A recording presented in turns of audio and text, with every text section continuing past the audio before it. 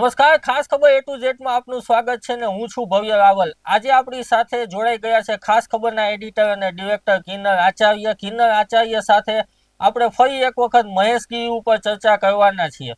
જ્યારે આજથી થોડા દિવસો પહેલા જૂનાગઢની અંદર મહેશ ગીરી અને પત્રકારો વિશે વાર્તાલાપ યોજાયો હતો। એ વાર્તાલાપ દરમિયાન મહેશ ગીરીએ કિન્નર આચાર્ય ઉપર કેટલાક ગંભીર આક્ષેપો લગાવ્યા હતા અને એ આક્ષેપો બાદ કિન્નર આચાર્યએ મહેશ ગીરીને ખુલ્લી ઓપન ચેલેન્જ કરી હતી કે તેઓ ખાસ ખબરના સ્ટુડિયોમાં આવે અને મારી સાથે જે દોણેશ્વરમાં જે તેમની સાથેની જે ઘટનાઓ બનેલી હતી અને જે અહેવાલ પ્રસિદ્ધ થયો હતો તેની ઉપર તેઓ ચર્ચા કરે।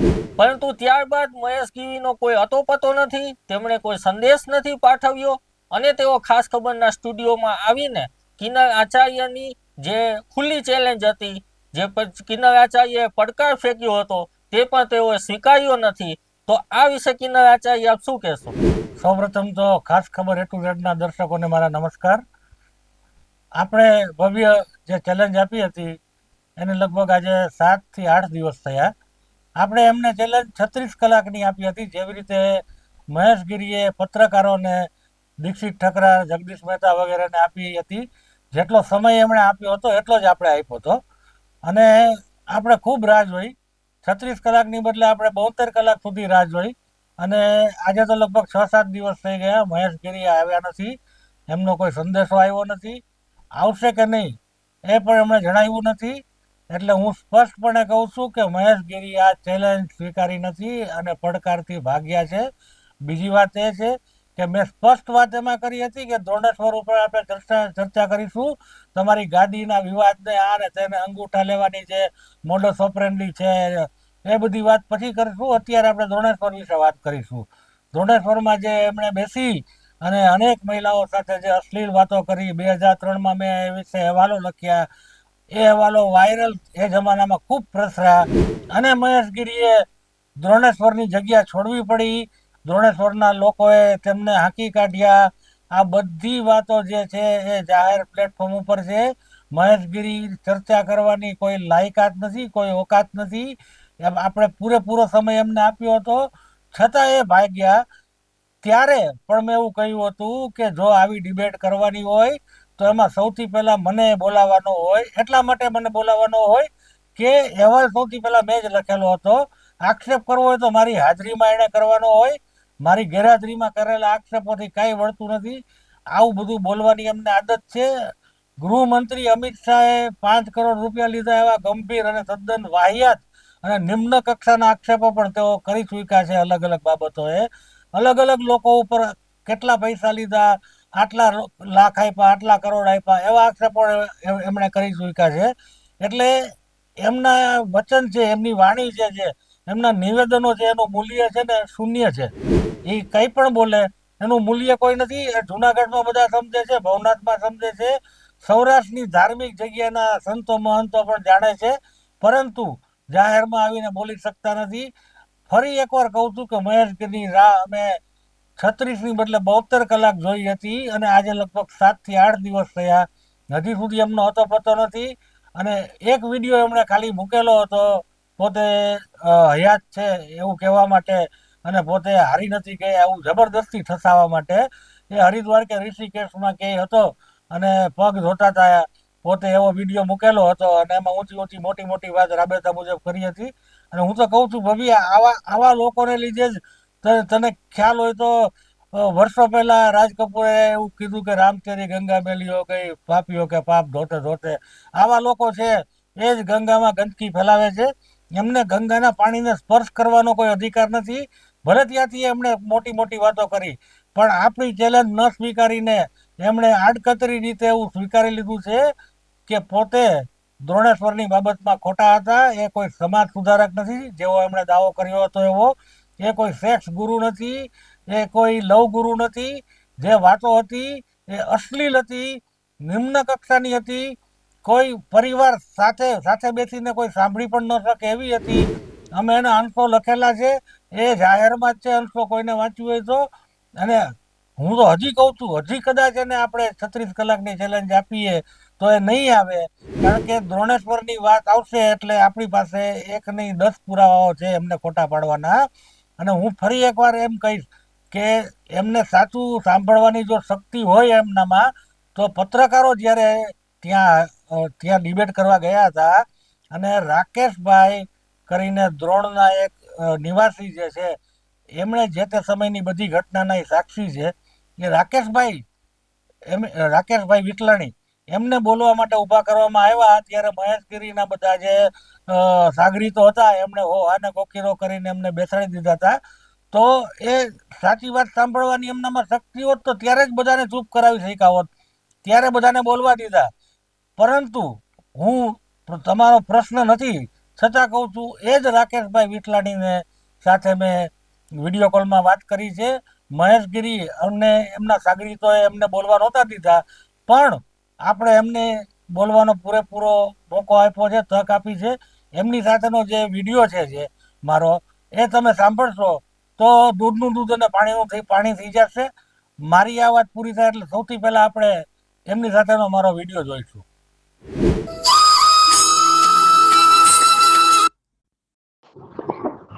બોલો બોલો. હા રાકેશભાઈ, બોલો કિન્નરભાઈ. તમારું સરનેમ શું છે? વિઠલાણી. વિઠલાણી. એક મિનિટ હો.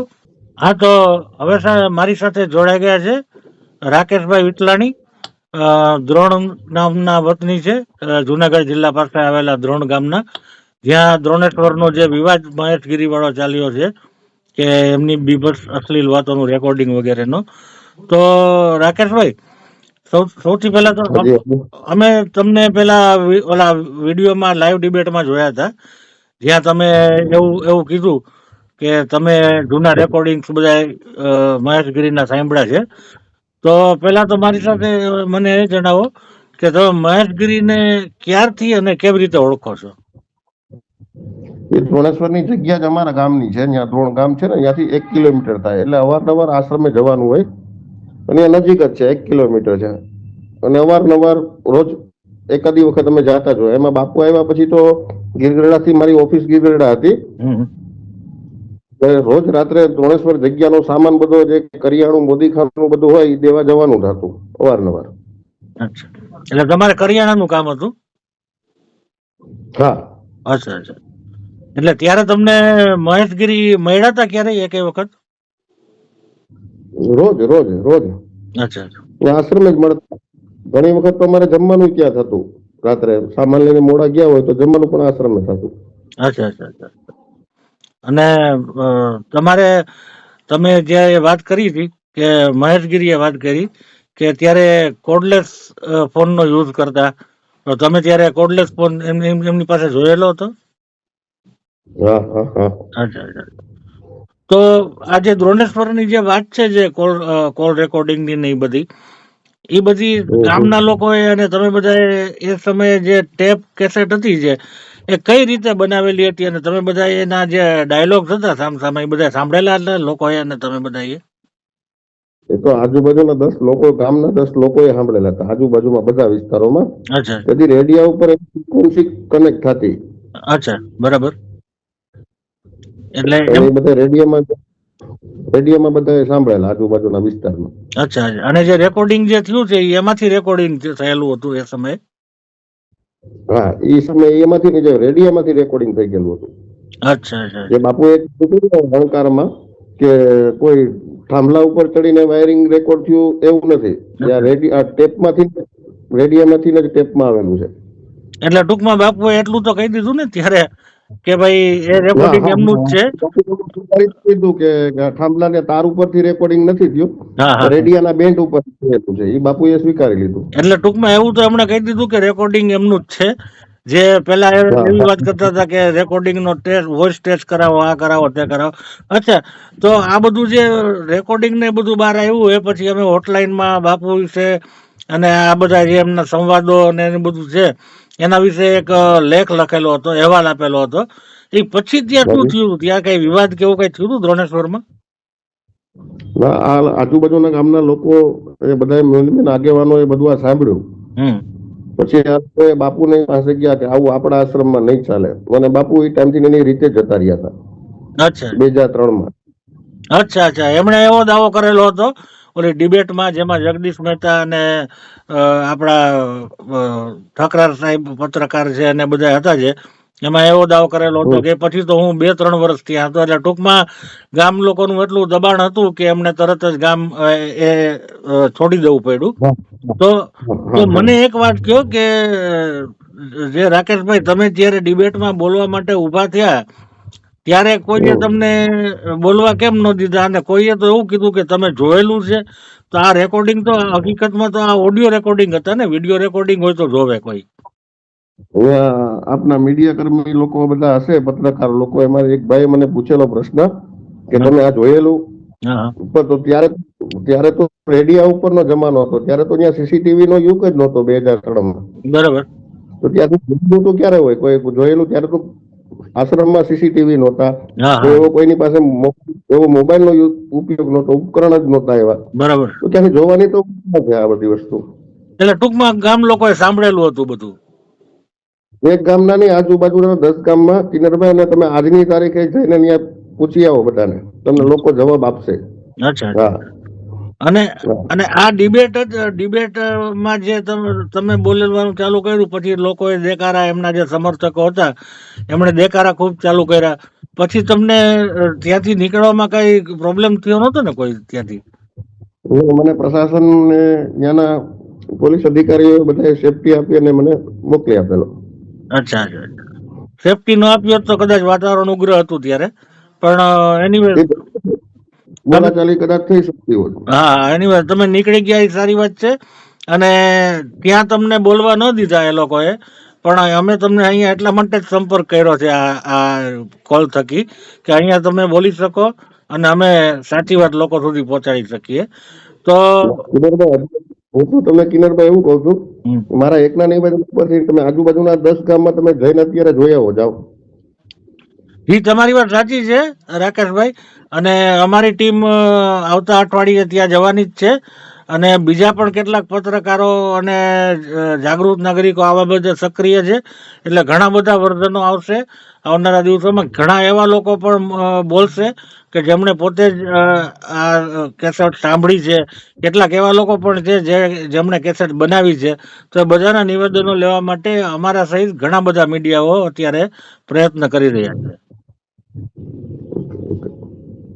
તો ફરી એક કોઈ જરૂર હશે તો આપની સાથે વાત કરીશું રાકેશભાઈ. ચોક્કસ. ઓકે. બરાબર. જી કિન્નર આચાર્ય, તો આ મહેશ ગીવી જે છે એ ભૂતનાથ મહાદેવ મંદિરની અંદર ખોટી રીતે મહંત બની ગયા હોય તેવો એક અહેવાલ ખાસ ખબરમાં પ્રકાશિત કરવામાં આવ્યો છે તાજેતરમાં. તો એના વિશે આપ શું કહેશો? શું છે આખો ઘટનાક્રમ અને કઈ રીતે તેઓ ખોટી રીતે ભૂતનાથ મહાદેવ મંદિરના મહંત બની ચૂક્યા છે? આ વિશે જુનાગઢના નામાંકિત મહિલા એડવોકેટ હેમાબેન શુક્લએ પણ ઘણો અવાજ ઉઠાવ્યો છે, અને સત્ય સુધી પહોંચવાનો એમનો પ્રયાસ પણ ખરેખર પ્રશંસાને પાત્ર છે. વસંતગીરી મહારાજ છે ભૂતનાથના મહાદેવના મહંત હતા, અને આપણે અધ્યક્ષ પણ કહી શકીએ એવું એમનું પદ હતું. ટૂંકમાં ત્યાંના એ સર્વા હતા. હવે વસંતગીરી જ્યારે ત્યાંની ચીખલીયા હોસ્પિટલમાં હતા ત્યારે મહેશગીરી જે રાજકોટની હોસ્પિટલમાં જેવું એમણે કર્યું એવો જ કાંડ એમણે ત્યાં કર્યો હતો, અને વસંતગીરીના એક પેપર ઉપર અંગૂઠો એમનો લઈ લીધેલો હતો. ત્યારે વસંતગીરી છે એ સભાન અવસ્થામાં કદાચ નહોતા, પણ કદાચ મહેશગીરીના નસીબ વાંકા હશે. તો બન્યું એવું કે એમને હતું કે વસંતગીરી મહારાજ હવે છેલ્લા શ્વાસ લઈ રહ્યા છે, એની બદલે વસંતગીરી મહારાજ ફરી પાછા ઊભા થયા અને ફરી પાછા ભૂતનાથ આવ્યા, અને એમણે શિવગીરી નામના એમના જે શિષ્ય હતા એમની ચાદર વિધિ કરી અને એક વસિયતનામું કર્યું જે આજે પણ સીલબંધ છે.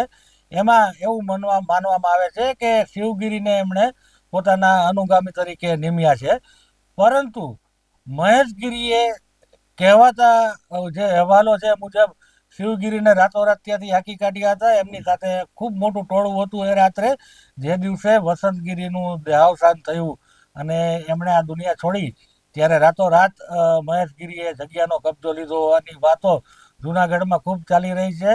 એ વિશે કેટલીક અરજીઓ પણ થઈ છે અને શિવગીરીને ત્યાંથી હાંકી કાઢવામાં આવ્યા છે. હવે મૂળ વાત એ છે કે અંગૂઠો કોઈ બેભાન અવસ્થામાં હોય ત્યારે અંગૂઠો લઈ લેવાની આ મહેશગીરીની મોડસ ઓપરેન્ડી છે. ખરેખર એ કાગળમાં શું હતું, રાજકોટની હોસ્પિટલમાં એમણે જે મહંત અંબાજીના મહંતના અંગૂઠા લીધા એ કાગળમાં શું હતું એ પેપર મહેશગીરી જાહેર કરે એવી હું ચેલેન્જ ફેંકું છું મહેશગીરીને કે તમે જો શુદ્ધ હો, તમારા ઈરાદાઓ જો ચોખ્ખા હોય, તમારા પેટમાં કોઈ પાપ ન હોય, તમારા મનમાં કોઈ મેલ ન હોય, તો એ બેઉ લેટર પબ્લિક ડોમેનમાં મૂકો, જાહેર કરો કે તમે કયા લખાણ ઉપર એમની સહી લીધી છે. હું ચેલેન્જ આપીને કહું છું કે આ બેઉ લેટર મહેશગીરી લગભગ જાહેર નહીં કરે, કારણ કે એમના પેટમાં પાપ છે. આ મહેશગીરી ની મોડસ ઓપરેન્ડી છે.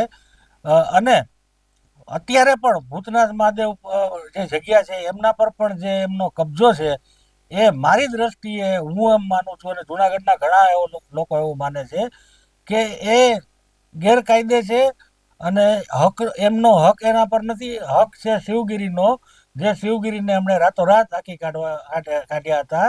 અને ખાસ ખબરે લગભગ બુધવારના અંકમાં આજથી 2 દિવસ પહેલા જ એનો વિગતવાર અહેવાલ પ્રકાશિત કર્યો છે. એ અહેવાલ કોઈ પણ વાંચશે એટલે દૂધનું દૂધ અને પાણીનું પાણી ફરી એકવાર થઈ જશે. જી, તો ખાસ ખબરમાં એક વધુ અહેવાલ પ્રકાશિત થયો છે કે મહેશગીરીએ રાયપુર અને છોડવડીમાં પણ એમણે જે સરકારી જગ્યા છે, જે ખરાબાની જગ્યાઓ છે, કે જે ખાનગી જગ્યાઓ છે એ પચાવી પાડ્યું હોય, તેમની ઉપર દબાણ કર્યું હોય અને તેમાં ગેરકાયદેસર બાંધકામ કર્યું હોય. તો આ વિશે આપનું શું કહેવું છે? એ વિશે હું વાત કરું એ પહેલા કહી દઉં કે અગાઉ આપણે જે 2 મહંતોની વાત કરી જેમના અંગૂઠા મહેશગીરીએ હોસ્પિટલમાં જઈને લીધા છે, એ બેઉ મહંતો પોતાના હસ્તાક્ષર કરતા હતા, સાઇન કરતા હતા, સિગ્નેચર કરતા હતા. એમણે અંગૂઠો ક્યારેય આપ્યો નથી, સિવાય મહેશગીરીએ એમની પાસેથી જે લખાણમાં અંગૂઠો લીધો એના એના એના ઉપરાંત બીજો કોઈ એવો દાખલો જુનાગઢ વાસીઓના ધ્યાનમાં નથી કે એમણે અંગૂઠો આપ્યો હોય અથવા તો અંગૂઠાથી સાઇન કરી હોય. એટલે એ વાત સ્પષ્ટ છે કે લખાણ શું છે એ બેમાંથી એકેય મહંતોને ખબર ન હતી. ફરી એકવાર કહું છું કે મહેશગીરીમાં જો ખરેખર ઈમાનદારી હોય અને ખરેખર નૈતિકતા હોય તો આ 2 પત્રો જાહેર કર્યા, લેટર જે છે જેના ઉપર સાઇન લીધી જાહેર કરવી જોઈએ. બીજી વાત તમે જે 2 વિસ્તારની કરી એમાં જુનાગઢના મહિલા એડવોકેટની જે આપણે જે વાત કરી હેમાબેન શુક્લાએ, તેઓ ખૂબ એટલે ખૂબ જાગૃત છે આ મામલામાં. એમણે ખૂબ બધી અરજીઓ કરી છે, કોર્ટમાં ગયા છે અને છેક ગૃહ સચિવ અને રાજ્યના મુખ્ય સચિવ અને મુખ્યમંત્રીથી લઈને વડાપ્રધાન કાર્યાલય સુધી પત્રો લખ્યા છે અલગ અલગ મામલામાં. એમણે આ 2 વિસ્તાર છે એ વિસ્તારમાં મહેશગીરીએ ગેરકાયદે દબાણ કર્યું હોય, સરકારી ખરાબામાં દબાણ કર્યું હોય, સરકારની જમીનમાં દબાણ કર્યું હોય એવા આક્ષેપો કર્યા છે અને પુરાવાઓ પણ આપ્યા છે. એમના કહેવા મુજબ એકરોના એકરો જમીન મહેશગીરીએ દબાવી છે. ત્યાં મંદિરો બનાવ્યા છે, કોઈક 7 માળની કઈ સ્કૂલ બનાવી છે અને સ્વિમિંગ પુલથી લઈ અને તમામ પ્રકારની રજવાડી સુવિધાઓ ત્યાં ઊભી કરવામાં આવી છે. હવે એમાબેન સિનિયર એડવોકેટ છે, એમને પોતાને આમાં કશો સ્વાર્થ નથી. એમણે કરેલા જે આક્ષેપો છે એની જો સરકાર દ્વારા અને સરકારના વિવિધ વિભાગો દ્વારા તપાસ કરવામાં આવે તો ખરેખર એક મોટો કાંડ બહાર આવી શકે એમ છે. પરંતુ મને એવું નથી લાગતું કે આ બાબત કોઈ પણ બાબતમાં મહેશગીરીની વિરુદ્ધની કોઈ પણ બાબતમાં ગંભીરતાથી તપાસ થતી હોય. એમણે જાહેરમાં એવું કહેલું હતું કે હા મેં આઈસીયુમાં જઈ અને મહંતશ્રીના અંગૂઠો લીધો છે લખાણ ઉપર. એ સ્વયં એવું કહેવું અને સ્વીકારવું એ પણ એક ગુનો છે. છતાં કોઈ પણ પગલાં એમની ઉપર લેવામાં આવ્યા નથી અને ભવિષ્યમાં પણ લેવામાં આવે એવી શક્યતાઓ બહુ ઓછી દેખાય છે. કારણ કે મને એવું લાગે છે કે મહેશગીરી ઉપર કોઈ રાજકીય હાથ છે, કોઈ નેતાનો હાથ છે, કોઈ મોટું પીઠબળ એમને છે. નહીતર આટલા પાપ આચાર પછી, આટલા દુરાચાર પછી કોઈ માણસની ધરપકડ ન થાય અને જેલના સળિયા પાછળ ન હોય એવું બની શકે નહીં. મારી શ્રદ્ધા આ બાબતે તંત્ર પર ઓછી છે. છતાં આપણે સૌ એવી પ્રાર્થના કરીએ કે જે કોઈ પણ પાપી હોય, જેમણે પાપાચાર કર્યો હોય, જેમણે ભ્રષ્ટાચાર કર્યો હોય, જેમણે કાયદા વિરુદ્ધ જઈને કામ કર્યું હોય એવા લોકોને તાત્કાલિક સજા મળે અને તાત્કાલિક જેલના સળિયા પાછળ જાય. જી, આ હતા ખાસ ખબરના એડિટર અને ડિરેક્ટર કિન્નર આચાર્ય, જેમણે મહેશગીરી વિશેની બીજી કેટલીક સ્ફોટક વાતો અને માહિતીઓ આપણી સમક્ષ મૂકી છે. તો આશા રાખીએ કે ભવિષ્યમાં પણ ફરી એક વખત આપણે કિન્નર આચાર્ય સાથે મહેશગીરી વિશેના કોઈ એક અલગ એપિસોડમાં આવી જ બીજી કેટલીક સ્ફોટક વિગતો મેળવશું. ત્યાં સુધી અમને આપો રજા. કેમેરામેન જય વિઠલાપરા સાથે હું ભવ્ય રાવ.